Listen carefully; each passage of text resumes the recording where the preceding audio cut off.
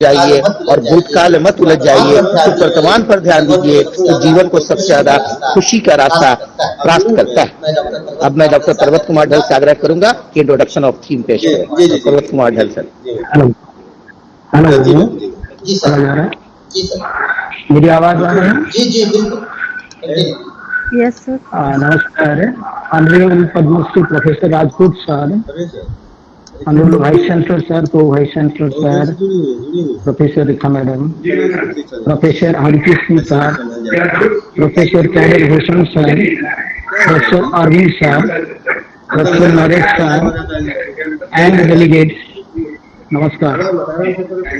आज एक शुभ दिन है जो कि श्री कृष्ण जन्माष्टमी है। भगवान श्री कृष्ण से आशीर्वाद कामना करके प्रारंभिक वक्तव्य शुरू कर रहा हूँ। टॉपिक है national educational policy 2020 opportunity and challenges. As पर national policy I understand that education should move to masses. तो हम लोग का जो नेशनल एजुकेशन पॉलिसी है 2020 है, education is a continuum, it transforms lives and society, it encourages to build peace, eradicate poverty and drive for sustainable development. To UNESCO, solid coherent policies and plans are the bedrock on which build sustainable education system, educational development goals and contribute effectively to lifelong learning. National Educational Policy 2020 of India is a paradigm shift from Operation Blackboard to holistic digitalization and skill-based of teaching learning. After independence, University Education Commission 1949 से अभी तक जितना भी आया है, इसी तरह हम लोग कभी नहीं देखा था कि एक ड्रास्टिक चेंज ये न्यू एजुकेशन पॉलिसी में शुरू किया गया है। हमारे लोग देखेंगे तो ये नया जो प्राइम मिनिस्टर साहब ने उसी दिन बोल रहे थे बहुत एक कॉन्क्लेव में, ये एक अच्छा बात बताए, एजुकेशन हम लोग को क्रिएटिविटी दिलाएगा, क्यूरियोसिटी दिलाएगा, कमिटमेंट दिलाएगा, पावर करेगा एंड हाउ टू थिंक, इसका विचार रख रहे थे।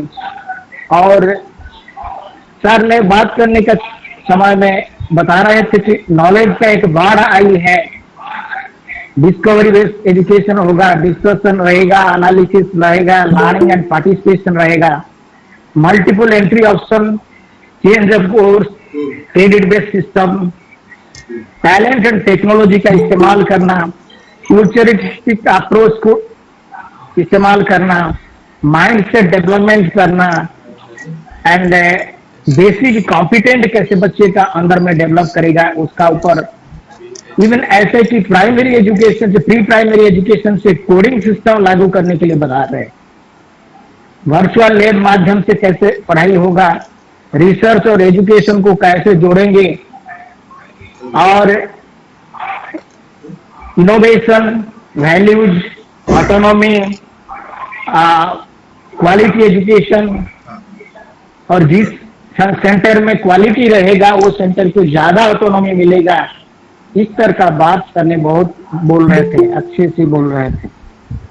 टीचर क्रेडिट आपने बढ़ेगा, टीचर कैसे उनका काम में जैसे इंटरेस्ट पैदा कर सकते हैं, और जो स्ट्रेटजी को इम्प्लीमेंट करने के लिए और रोड बनाने के लिए ये अपॉर्चुनिटी सबको दिला रहे थे और बता रहे थे।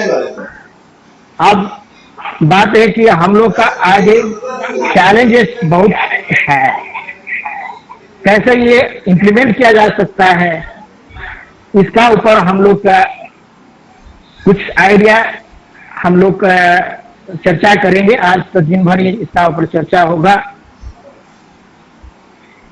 मेरे जो मन में आ रहा है कि ये जो new practical and theoretical based of education, and whether it will progress our real education system in which we are proceeding now, and the futuristic education system what we are now drafted, ये सबको कैसे शामिल करना एक विराट प्रश्नवाची है। सबका आगे एक नया अपॉर्चुनिटी है, तो ये अपॉर्चुनिटी को लेकर के कैसे आगे बढ़ सकते हैं। ये जो पॉलिसी का जो शुरुआत कराए थे जो लीडरशिप में डॉक्टर कस्तूरीरंगन सर, उनको बहुत बहुत धन्यवाद है कि इस तरीका से एक नया चीज हमारा आगे आकर के रखे हैं।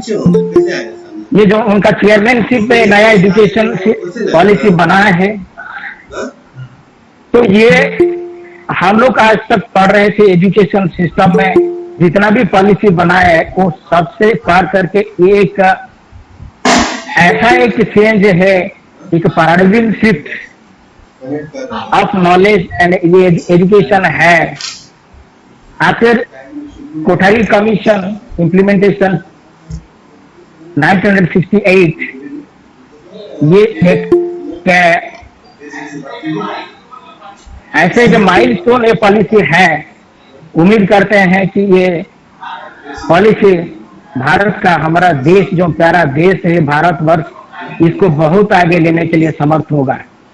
सवाल तो बहुत कुछ है, चैलेंजेस तो बहुत कुछ है, लेकिन उसी को लेकर के उम्मीद करते हैं कि हमारा आशा और विश्वास को ये बहुत बढ़ाएगा। इसका वासना बहुत मजबूत आ रहा है, इसका जो माहौल है, इसका जो अभी ये लग रहा है कुछ जरूर ये परिवर्तन आएगा, यही विश्वास है और भरोसा का साथ हम आज का ये जो वेबिनार हम स्टार्ट कर रहे हैं, इसका ऊपर चर्चा दिन भर होगा। आशा करते हैं कि ये वेबिनार सफल होगा और सबको पॉजिटिव फीडबैक सबको दिलाएगा। Thank you. बहुत बहुत धन्यवाद सर। बहुत बहुत धन्यवाद सर। विश्वास है, अतः पूर्ण विश्वास है कि हम ये प्रोग्राम बहुत सफलतापूर्वक और बहुत सिस्टमेटिक प्रॉपर ऑर्डर में संपन्न कर पाएंगे। अब इसके बाद मैं अपनी आदरणीय प्रिय बिहार सरकार की हायर एजुकेशन की डायरेक्टर मोहतरमा प्रोफेसर डॉक्टर रेखा कुमारी जी को आग्रह करूंगा कि वो आप तैयार रहें। आपके बारे में कुछ शब्द कुछ लोगों को जरूर बताया गया, क्योंकि आप एक एडमिशन हैं और हम सब बच्चों की अभिभावक हैं, और इसी प्रोफेसर की हैसियत से आप शिक्षा विभाग के हायर एजुकेशन की डायरेक्टर बनी हैं। सबसे पहले पूरा समस्त परिवार मगध विश्वविद्यालय का, माननीय कुलपति महोदय, कुलपति महोदय, निदेशक महोदय और पूरा मगध विश्वविद्यालय आपको दिल की गहराइयों से इस सफलता पर मुबारकबाद पेश करता है और आसानी पर विश्वास भी करता है कि मगध विश्वविद्यालय का शिक्षा विभाग आपके नेतृत्व में बिहार सरकार बहुत बनेगा और पूरी मदद आपकी हम सबों की अपेक्षा हासिल होगी। आपने 22 साल का जीवन लगभग एजुकेशन में गुजारा, कई PhD आपके शोधकर्ता कर रहे हैं, कुछ लोग कर भी चुके हैं। आप 65 में जन्म हुई, आपने कुछ किताबें भी पब्लिश हुई, रिसर्च पब्लिश बहुत ज्यादा हैं, पेपर पब्लिश हैं, आपने बुक भी एडिट किया। आपके लिए सम्मान के साथ मैं आदरणीय APJ अब्दुल कलाम के शब्दों के साथ आग्रह करूंगा कि आप अपना व्याख्यान शुरू करें। नारी के सशक्त होने के समाज में आत्मविश्वास के साथ साथ संतुलन कायम होता है। अब ये दिन चले गए जब नारी को पुरुष की तुलना में जीवन की सभी गतिविधियों में दूसरे दर्जा का माना जाता था।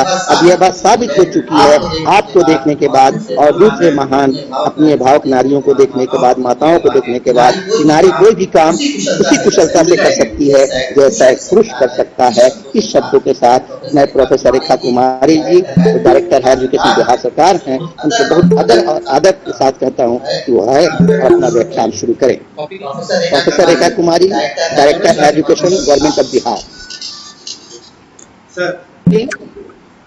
यस, मैं बोल रही हूँ। सभी लोगों को मेरा नमस्कार, यहाँ उपस्थित सभी लोगों को मेरा नमस्कार।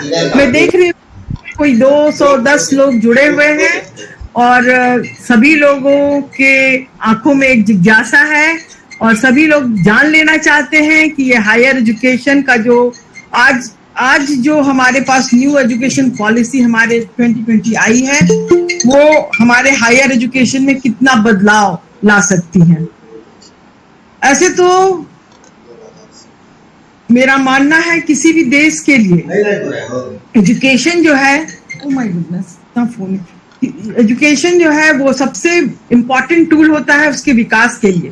खैर, इन बातों को शुरू करने से पहले मैं honourable Padmashri professor Jayesh Rajput, former director NCERT, chairman NCTE New Delhi, honourable vice chancellor of Magadh university Professor Dr. Rajendra Prasad and Pro VC Professor Dr. Vibhuti Narayan Singh, honorable speakers and other dignitaries and participants. I feel immense pleasure to participate in one-day national webinar on the topic New Education Policy, Opportunities and Challenges. First of all, I extend my gratitude to this university as I did my PG and PhD work here. I feel very much connected to this university. I always take extra care to all the affairs of this university,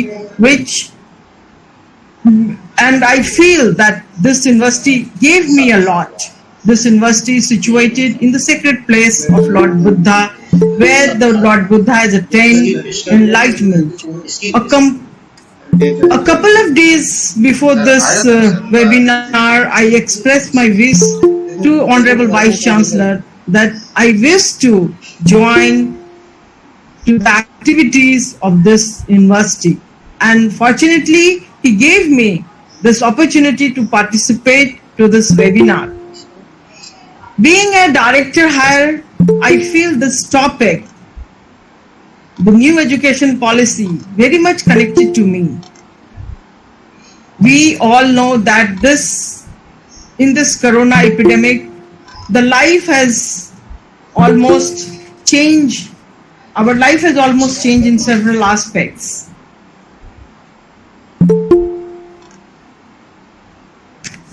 But fortunately, the technology has given us this advancement that we can connect it with each other by this digital platform and can share ideas and listen to each other.